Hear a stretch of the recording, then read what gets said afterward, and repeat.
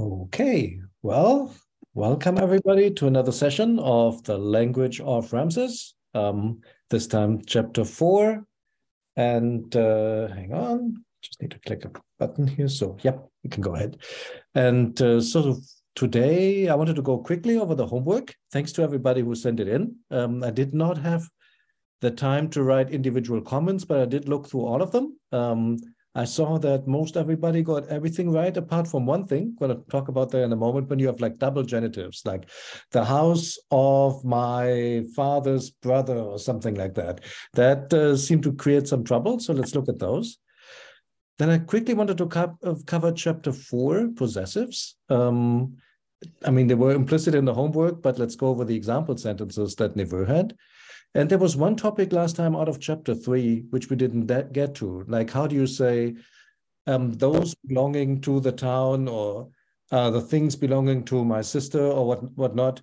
There's a special construction for that. If we have enough time, I'd like to go there, so we have the whole of chapter 3 and 4 covered. And then we could go to chapter 5 very soon, which will be numbers. All right, but before we kick off, any questions, any comments, anything, any follow-ups from the last time that we need to talk about? And I'm looking at my other screen. I just see intense concentration, but no questions. Then I'll just go right into the homework. And let's do that the usual style. So basically, say I broke them up into 4 blocks. If somebody could take one of each, would be great. The idea was to essentially use the articles, patana, the demonstratives, pai tainai, or the possessives. So, for example, pai or paif or paik, tai, taif, taik, etc. Depending on what the English was.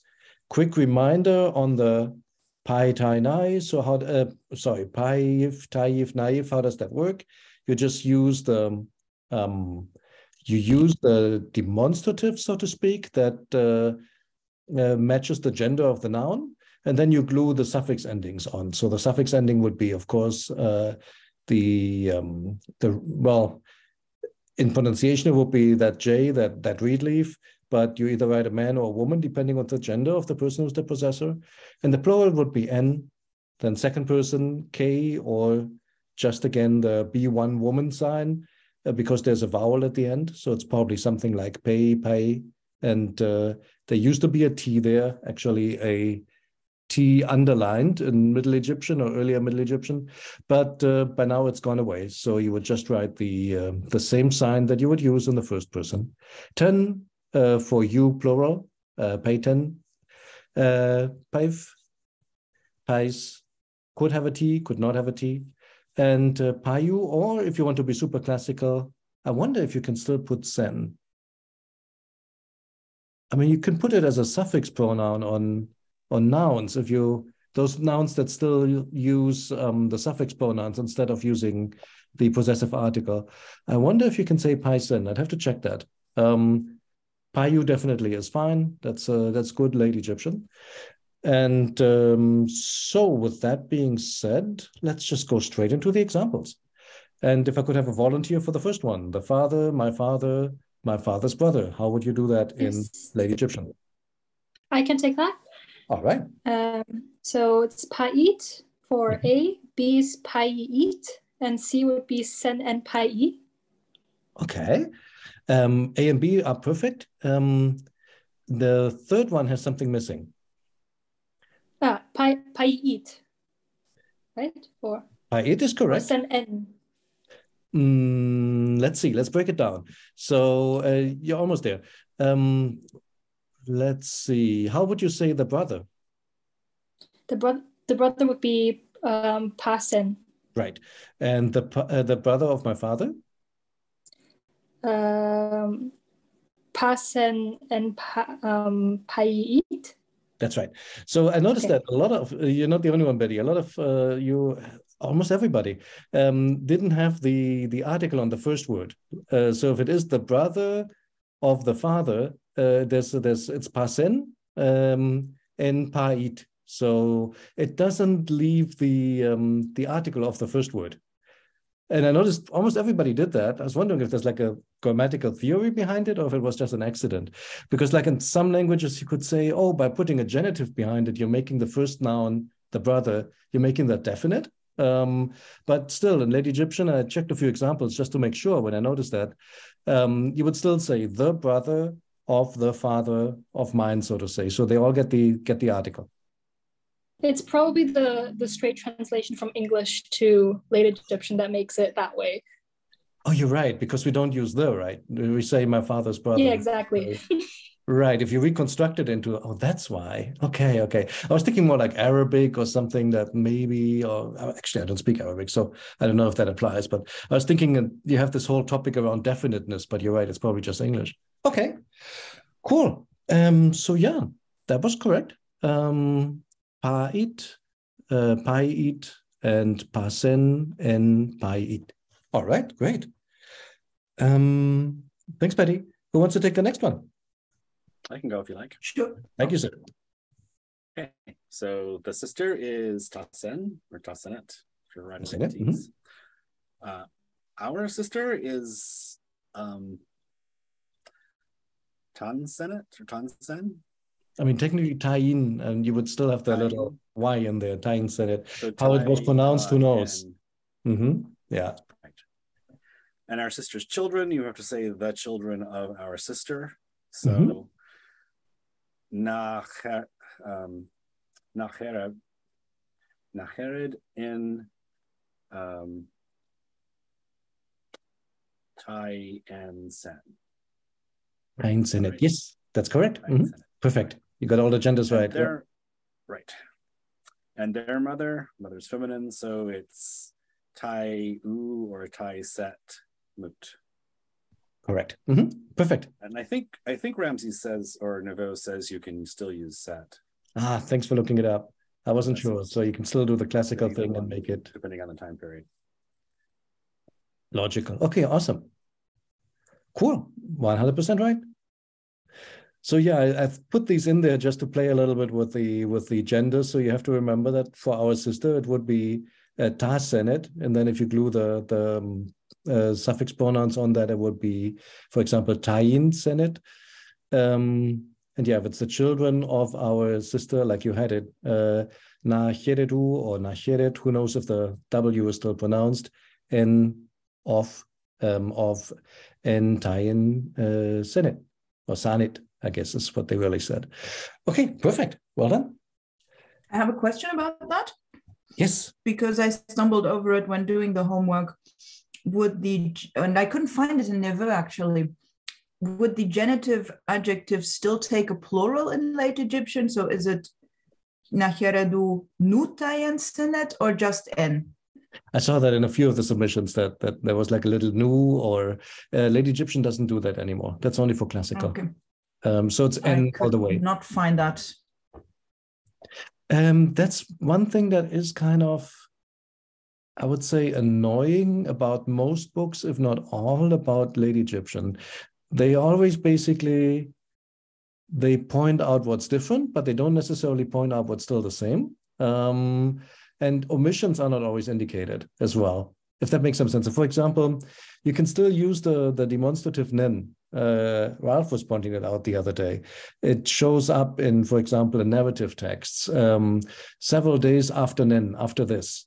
And I have not seen a grammar yet that discusses that this is a demonstrative you can use, even though, I mean, if I were a beginner's learner of late Egyptian, I would want to know this, but well, since everybody's assumed to know Middle Egyptian anyways, we're not going to talk about it. And that's unfortunately a big downside of all the existing books, because they're sort of tag-ons to your previous Middle Egyptian course.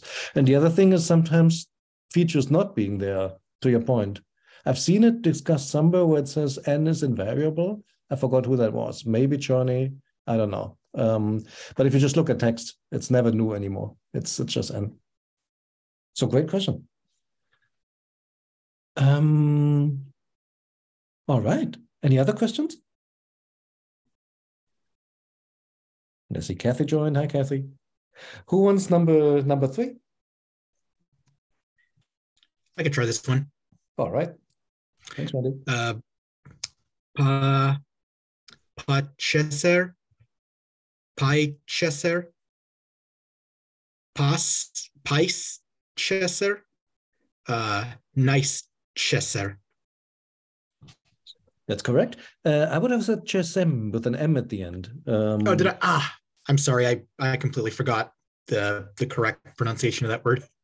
No worries, but all the articles and demonstratives were correct. So pa, pi, pais, and in the plural, nice. And it could be chesemo, or it could be not. I mean, who knows? It would have plural strokes, but who knows how it was pronounced at that point in time. All right, well done. And continuing on the dogs theme, let's make it into these dogs and your dogs.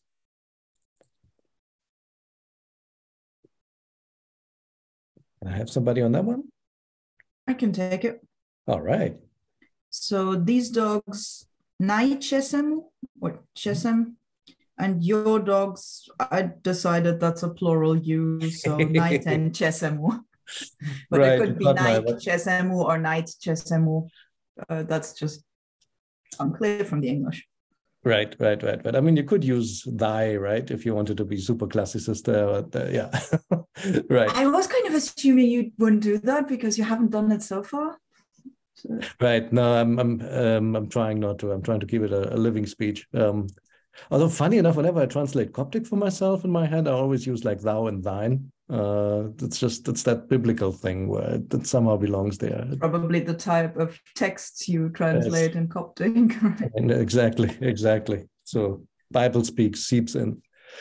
All right, cool. Well, very well done. Any more questions on this one? Doesn't look like it. Or I had one, I guess. So between the demonstratives and the possessives, like Neveu carefully writes the demonstratives, the this and that, with the two strokes for Y, and always writes the possessives with the two reed leaves. Do you know how consistent that is in practice? I don't. I was sort of anticipating the question because I was wondering the same when I put them side by side. And so I flipped through a few examples on Ramesses, and it seemed fairly consistent, but I wouldn't want to swear to it. Like, could it be pi with double reed leaf? I don't know. A pi in the sense of this, that, possibly. But honestly, I don't. It's a really good question. I was wondering about that too. Yeah, I mean, the impression I have from Alan's Middle Egyptian is that those two signs are interchangeable, but right, Neveu seems to distinguish them. So I wondered if that had changed. No, it's really a good follow-up point to take a look at. Whether, for example, I want to think that I've seen like pike with the double stroke instead of the double reed leaf, but would really need to look at some authentic text now to see, hey, how often does that occur? I really don't know. I'll keep an eye on it going forward. Okay. Cool. No, but good point. Good point. Awesome. Well, then let me go on a little bit. So chapter 4 was all about the possessives. And we talked about how they worked, so I don't think we need to go over that again. Just you need to know your suffix pronouns for Late Egyptian, and you can glue them on. And you then make them match to the noun, basically, in gender. I mean, not the suffix pronoun, but whatever comes before. So for my father, of course, it's payot, but for my mother, it would be taimut, and similar for the plural. They survive into Coptic, which is beautiful. So payot, penyot, pekyot, puyot, petnyot, pefyot, pesyot, and neuyot. That should be a P. Sorry. So that's nice how much continuity you have between the two languages. And of course, the same works for the female or for the plural as well. I mean, for the feminine or for the plural as well. Yeah, then he had 4 practice sentences on that one. And again, let's just everybody take one, if you don't mind. This first one that he had, so it had an article in there, it had 2 possessive pronouns, so it's a really good sentence. It has one feature we haven't talked about yet, which is adjectives. So I'll just say a few words about that. Adjectives are on their way out in Late Egyptian. In earlier Egyptian, you would glue the adjective behind a noun as an attribute. So man great would be a great man. You can still do that in Late Egyptian, but only like for a handful of adjectives. Big, bad, good, I think good. I think there may be like 2, 3 more, but it's like a tiny number of adjectives that are still alive. In Coptic, everything becomes a noun. Like you would say, the man is a good one, so to say. And that's what already happens in Late Egyptian a lot, that you don't construct them anymore as like noun plus adjectives, but you could use a noun. So A is B, or you could make it a relative sentence, him being a good one or something of that nature. So those are the two options that you have. This is one of the rare cases where you still like have one of those adjectives you can put behind the noun. Yeah, I'll leave it at that. Somebody wants to take the question mark? Does somebody want to take the first one?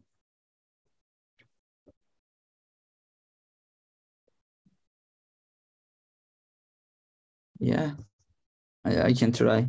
All right. Yes, sir. Na senu. Na senu ait. And yeah. The great brother, big brother, our big brother. Of the what? I'm brothers. Sorry. Our okay. Ait and naif kharadu. Okay. I thought it is the ending of the sentence, starting of the paraphrases. But yeah, okay. It isn't. It's just the first part. Okay. First then part.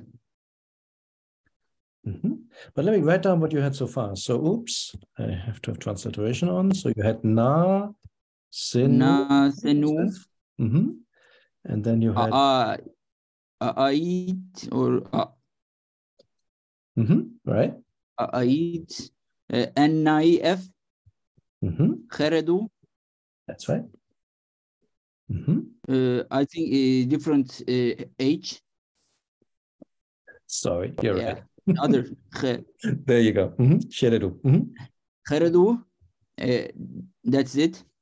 Then Nasenu, our great brothers of his children. Children, right. So the great brothers, or the elder brothers in English, because in this case, basically great means elder, as opposed to younger. So yeah, elder brothers. The elder brothers of his children, or a bit more idiomatically, among his children. So basically the elder ones talking about. And what did they do? I think because among it doesn't fit well in this context, and also as I know, there is no possibility to use among preposition for na'i or something like that. No, you're right. I mean, it's not. I'm not saying that the preposition is among. I'm just saying, like, from the sense in English, I think it may make more sense that. Yeah, maybe in parentheses, maybe, or just a literal translation. Right. Yeah. Then it would be off. You're right. And how does it go on? Then kharadu after Jedu. Jedu Emir or Emira. I see where you're going. Yeah. Tempting, but it's not what it is in this case. Look at the next word. Wa. That's right. Wa, yeah. How about this? Jet imrawa. Yeah, actually, yeah. Something like Emra means something like at the mouth, at the gate of. Right. It's an idiomatic expression with one mouth, meaning like with one voice in English. So they were saying in unison, they were saying the same thing together. Yeah, then actually ma tu maut, or I don't know, ma tu Matu, and ain. Maybe we should use ain after aleph. Thank you. Yeah. I need autocorrect in Egyptian. My spelling is terrible. Yeah. Mati or matu, I don't know. Yeah. Pi n et e. Any ideas what to make out of that last sentence and the meaning? One actually something like true, truth. Yeah, be justified be justified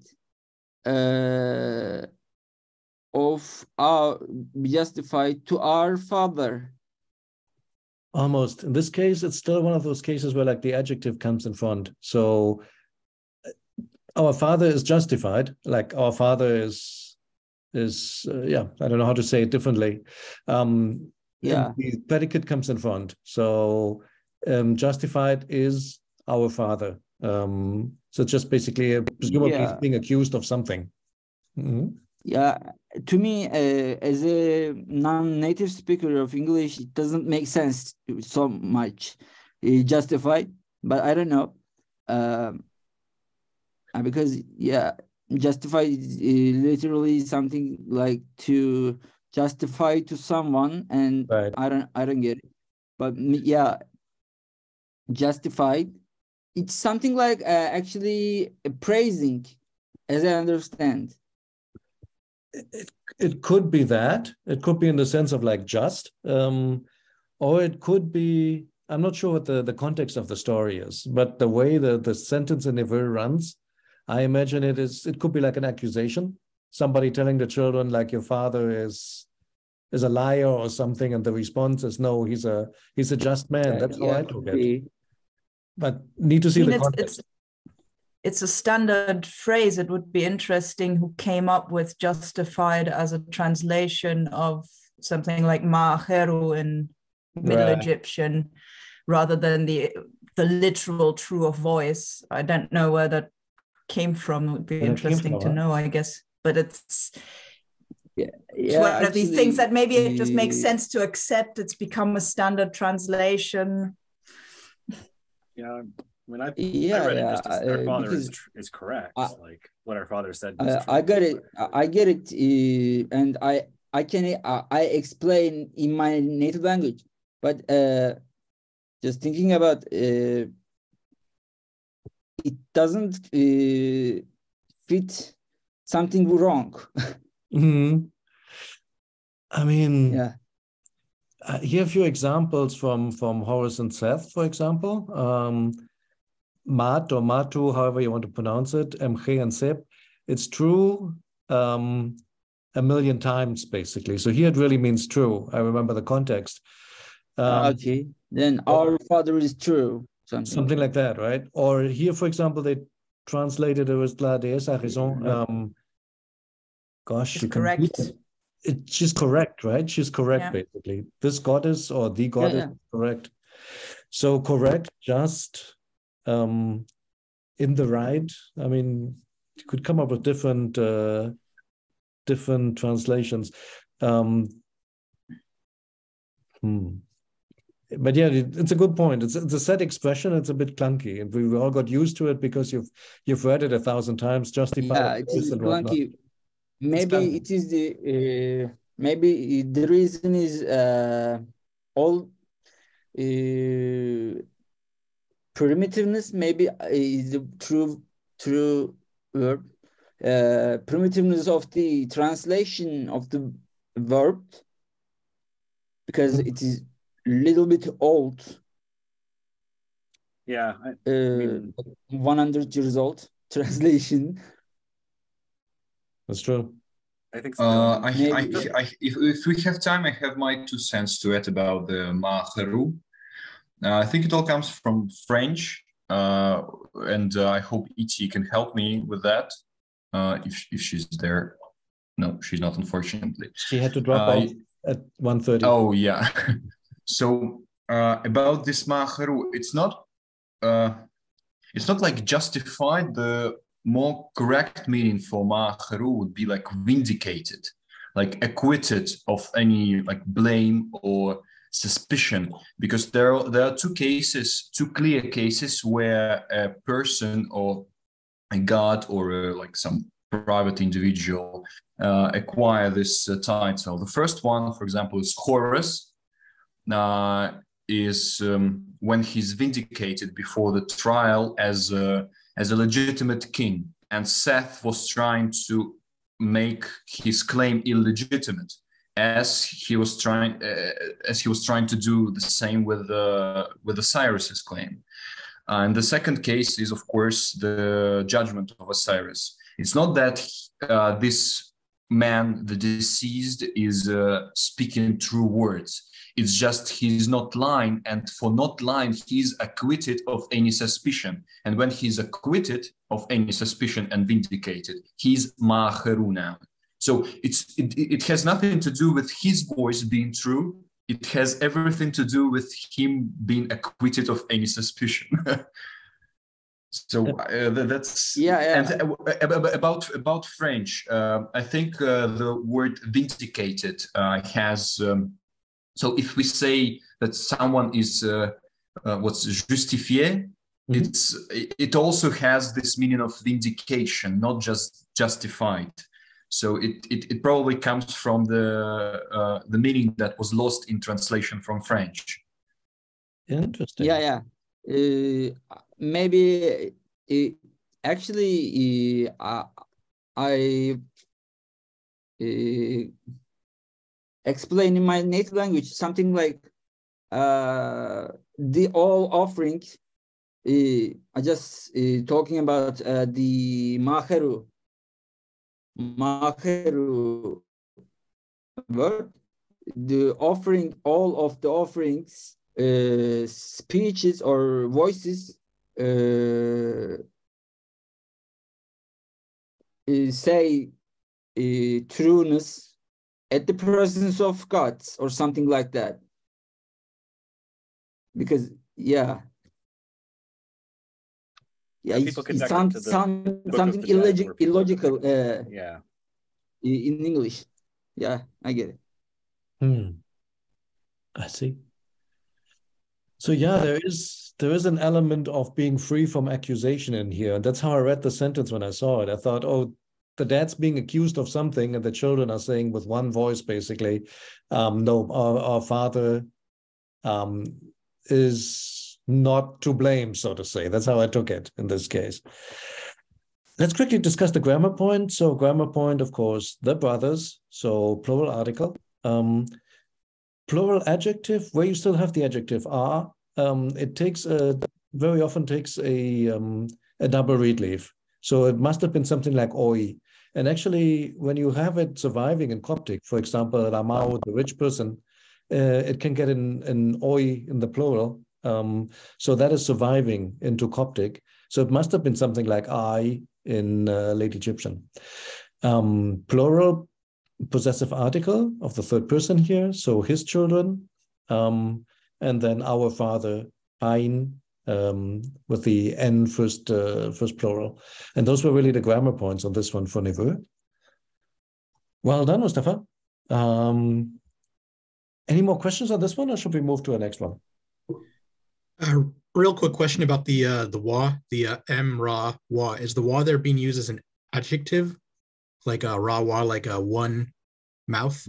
Interesting. So we're going to get to numbers in the next one. And that's actually, yeah, you're right. That's a really good point.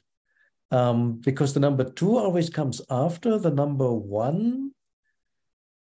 Oh boy, the number, it's tricky with numbers because numbers can always be written. Maybe something like if we accept emra is a preposition, a compound preposition or preposition phrase, then something like at once. It could be, but I thought it really would be with one mouth, and it is more like what Randy's suggesting that this is like used more like an adjective. Interesting. About the usage of y as a number, it's the same like with the indefinite article. It always comes before. It should come the before, noun. right? Mm-hmm. Yeah, it's just without the preposition like ni, without the link of nisbe. Yes, I see what you're saying. Y-N instead of so. Yeah, it's easy to remember because it resembles the article very much. Right. I mean, y normally comes before. You're right. What I was thinking about is for a moment, a lot of numbers you can put them. I mean, you can put them in that counting position, like fish 500, cattle 150, and you put the number after. But then you wouldn't spell it out like this. So if you spell it out like this, that's a really good observation. That it must be like an adjective, right? Like for example, his only friend, his unique companion, or something. You put the wa behind the noun, and then it functions more like an adjective. I wonder if that's what that is in this case. Because to your point, if it were the numeral, it should be coming before the ra. You know, sometimes the verb y used in stative after some nouns, so something being the sole one, something like that. I've seen this in the Shipwrecked Sailor. I think that's exactly what it is. I think it's a stative kind of wa afterwards. But then it should be without the final stroke, like with the wa and without the final stroke, which is like for one. Why do you think so? Is that how it's used in Middle Egyptian? Well, because it's not a numeral. So if it's a noun, why should a single stroke be there? I think. Okay, let's check on TLA. I think it's redundant here. Every noun in late Egyptian has a redundant literal.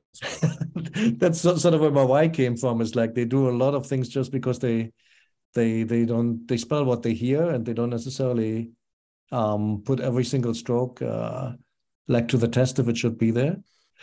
Guys, what I would suggest is let's park this one until we get to the numbers. I wouldn't be surprised if Ramses has something on that. I mean, if Neveu has something on that.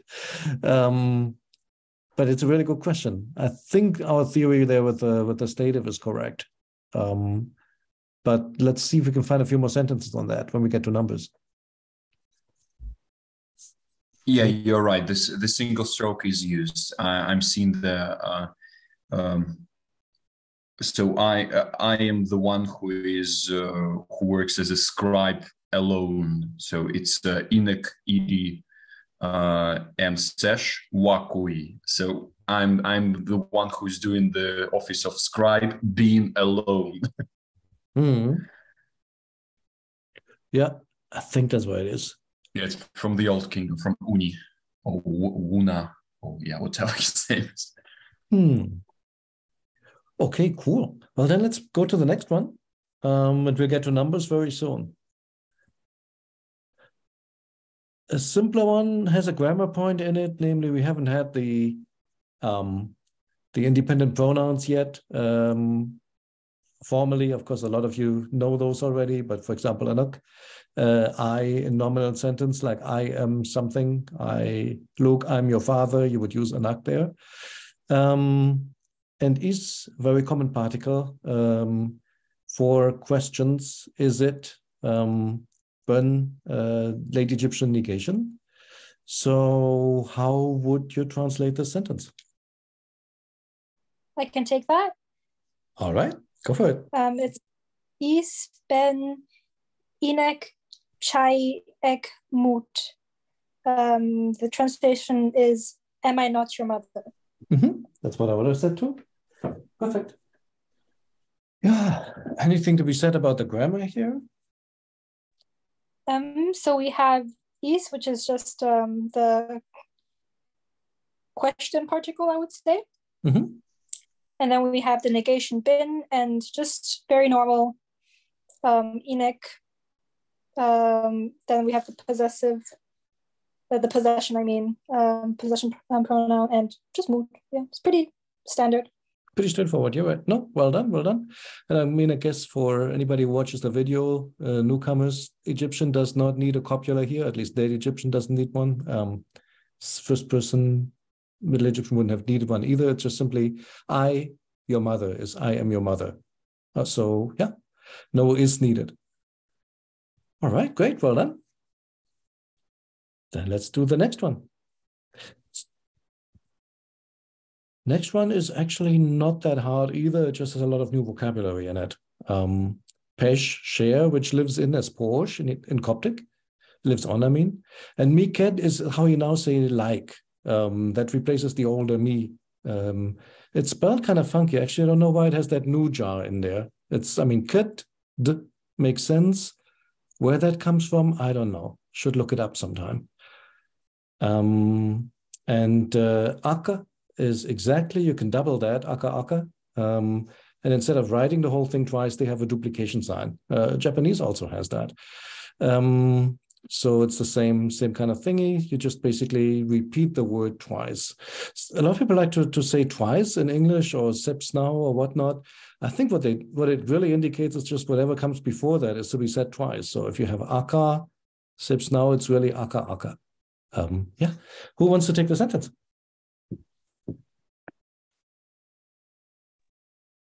I can take it. All right, Erin, go for it.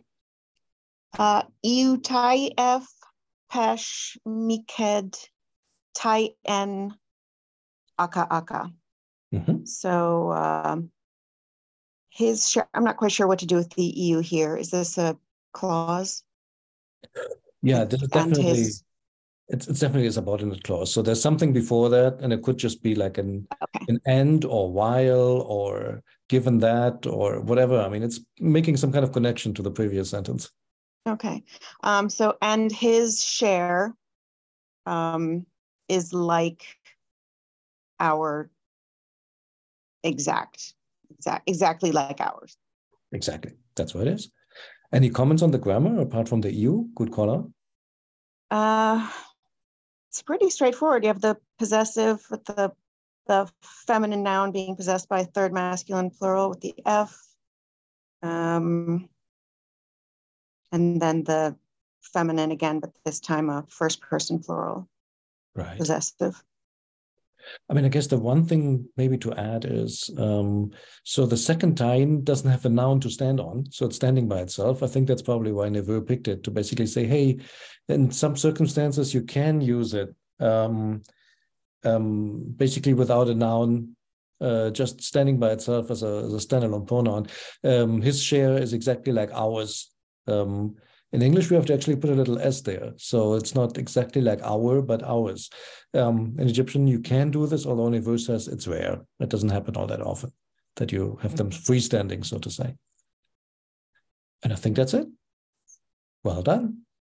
And maybe one more thing to point out, the pesh, you wouldn't know it's feminine just from the way that the word looks like. You just know it from the article. So I think by now everybody has gotten used to that, but one more time, I'm going to call that out. There is no convenient T ending here or something. Okay, well done. Let's do one more. This one's a bit more tricky. Who wants to take that one?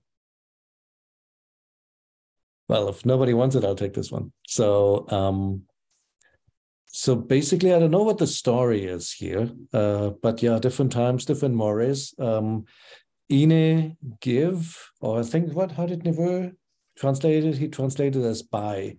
why, you'll see in a moment. Basically, ine, net, for yourself. For some reason, the T is spelled out, or for you, that's a dative.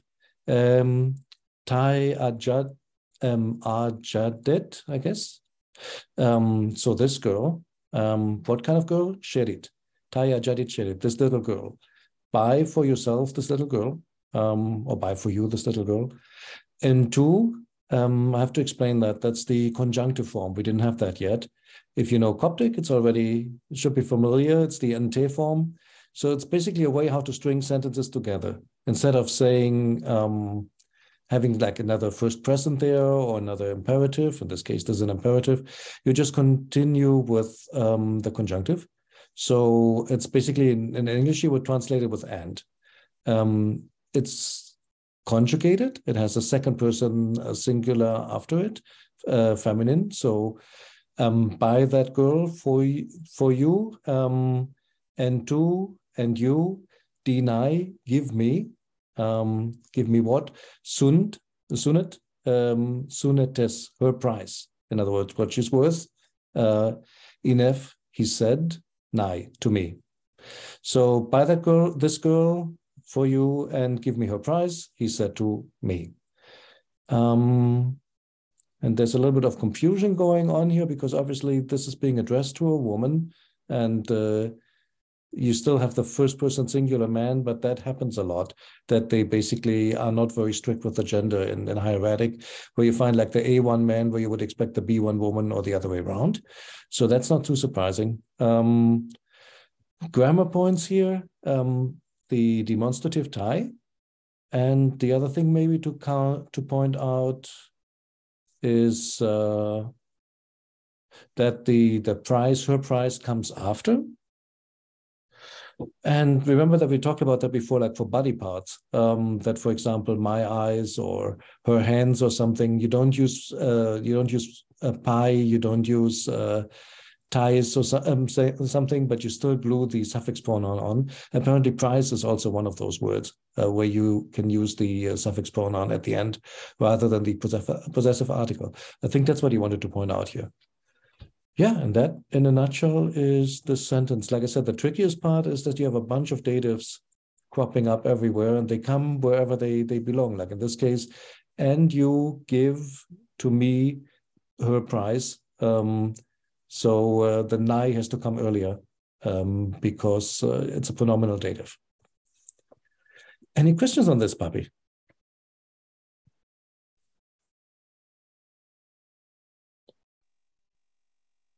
If not, Do you know if sunet is masculine or feminine? Go again. Do you know if sunet price is masculine or feminine? Like, if you were using the article with it, which one would you use? Ooh, I do not know that. Sunet, but let's find out. There's always an easy way how to figure that out.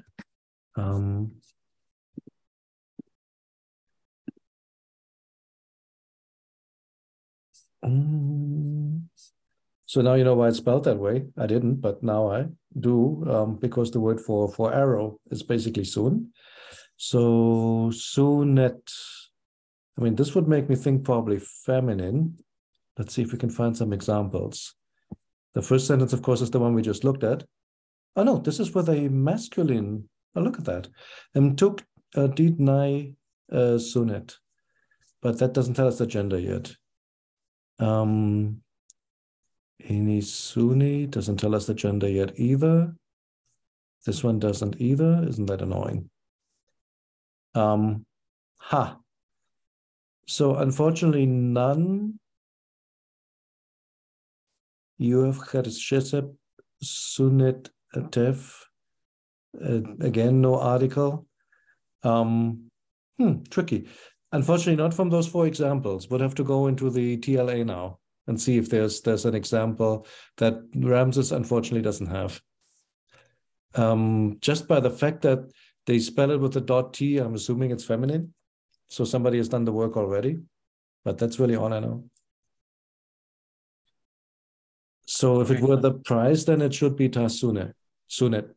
But as soon as it becomes her price, it becomes Sunetes. Would be my guess. All right. Well, we have 9 minutes. I wonder how we want to do this. There was one phenomenon we hadn't discussed last time from chapter 3, and I can try to cram that into the next 9 minutes. Let's see how we go. So basically, what this puppy is, it's a special case. It's basically pa plus n, pa n, ta n, or actually ta net, nai n. And the special construction stands for the one of, the one belonging to. So you're basically forming like a new expression, a new noun. Often it comes before something else that has an article by itself, which makes it easy to recognize. You'll see it in a moment. So here's how it works. For example, if you have hood enset, the mention of the king. So mention king, and I think the king comes after in this case. I'm struggling here for a moment because I'm thinking, shouldn't that be before honorific transposition? Well, in any case, the way it would be pronounced would be hood enset. If you now want to say those belonging to the royal mansion, it would be nai. The n is practically never written. So nai hood enset.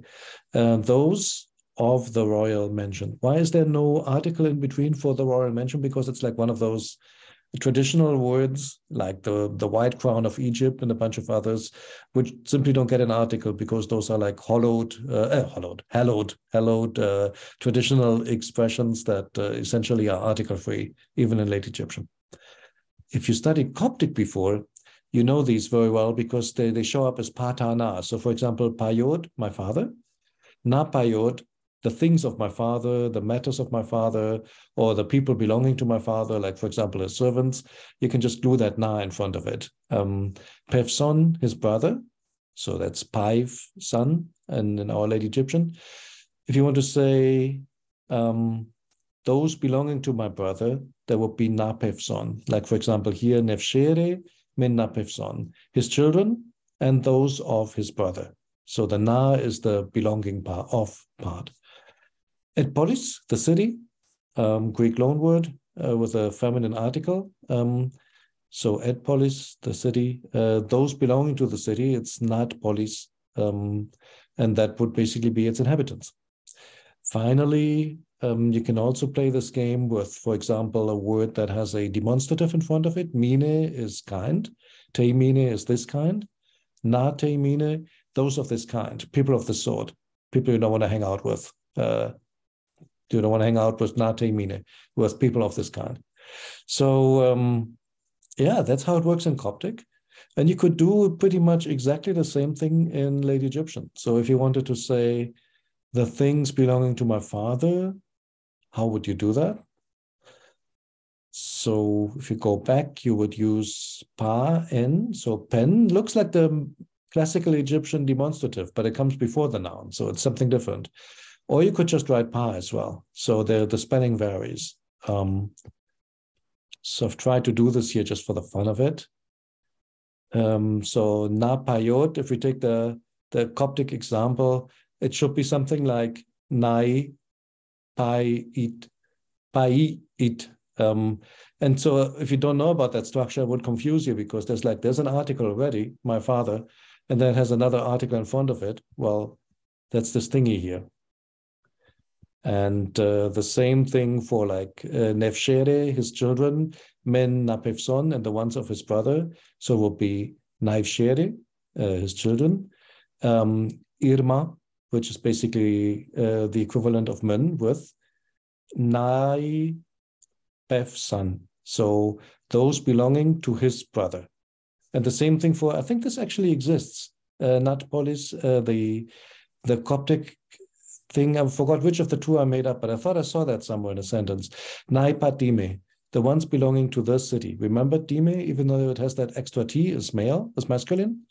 And so it is Patime, the city, and Nai Patime is the ones belonging to the city. So yeah, that's how that thing works. I would say. Sorry, a quick question about that. Can you go back? Absolutely. So if it were just the singular thing of my father, these are all plurals, but it would be pa, eat, the thing of my father. Okay. Exactly. Or it could be this weird thing, the PN. What? So it could be pen bite as well. And actually, there are a few examples of that in Neveu. And I would say, in the interest of time, so we can get to the numbers thing next time. Maybe if you guys are okay with it, I'll just walk us through those real quick. Yeah, just shout out if there are questions. If we don't get through them, we can continue the next time. But those were the example sentences Neveu had in chapter 3. The first one was wenenu, which is basically an auxiliary verb here in the third plural. Wenenu gerespere eroten, once they reach you. So this forms like a compound tense here, wenenu, the third plural, upon reaching. This is the preposition er, but spelled double in late Egyptian, especially in the plural. They like to do this. Eroten, basically to you. So once they reach you, Iuten cherishesepu, you shall receive them. That is, it's basically a common construction where you have like wenen, something, then eu, something, her. But basically it's like a when then kind of construction. So when they reach you, you will receive them. And now to your question, Aaron, entuten die pensanip nef. This is the conjunctive again that I talked about a moment ago, the and you, plural, die, give, so and you will give, pen sanip nef, the one belonging to each man. So sanip, or sinip, every man, paen is the one belonging to every man, you give it nef, you give it to him. A bit convoluted, but essentially the grammar point here is, if it's singular, you would just use that PN thing, so pen.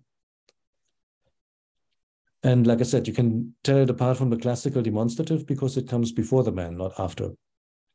And the man's not getting an article here because it is already determined by having the neb every after it. That's another way how to make something determined.